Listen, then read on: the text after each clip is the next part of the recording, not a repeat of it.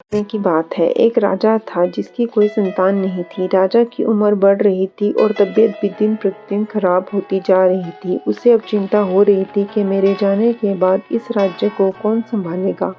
राजा ने अपने सलाहकार से पूछा, मुझे अब क्या करना चाहिए। उसके सलाहकार ने कहा, आपको अब प्रजा में से किसी योग्य व्यक्ति को उत्तराधिकारी बना देना चाहिए। राजा ने कहा, अच्छा ठीक है।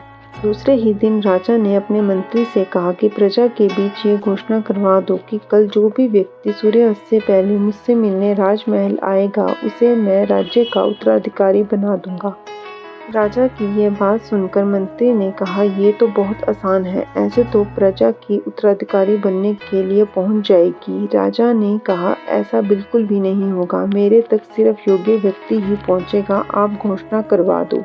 मंत्री ने राजा की बात मानकर प्रजा तक ये संदेश पहुंचा दिया। अगले दिन बड़ी संख्या में लोग उत्तराधिकारी बनने के लिए राजमहल की ओर बढ़ने लगे। राजा ने अपने महल के बाहर एक बड़े मेले का आयोजन किया था। मेले में नाच गाना, स्वादिष्ट पकवान और शराब सब कुछ था। जितने भी लोग उत्तराधिकारी बनने के लिए आए थे वो सब उस मेले में ही उलझ गए। वे लोग अपने हिसाब से मजा लेने लगे। सभी ये बात भूल गए कि उन्हें राजा के मिलने जाना है। तभी वहाँ एक ऐसा भी युवक आया था जो इन सब लालच में नहीं फंसा। उसे तो बस उत्तराधिकारी बनना था।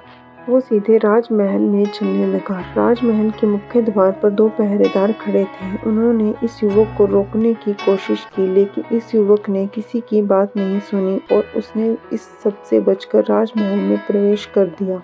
अंदर पहुंचकर वो युवक राजा से मिला। राजा को जैसा उत्तराधिकारी चाहिए था वैसा ही उन्हें मिला। राजा ने उस युवक को राज्य का उत्तराधिकारी नियुक्त कर दिया। सीख: जब तक हमें सफलता ना मिले तब तक हमें आगे बढ़ते रहना चाहिए। अपने लक्ष्य तक पहुंचने के लिए रास्ते में रुकना नहीं चाहिए।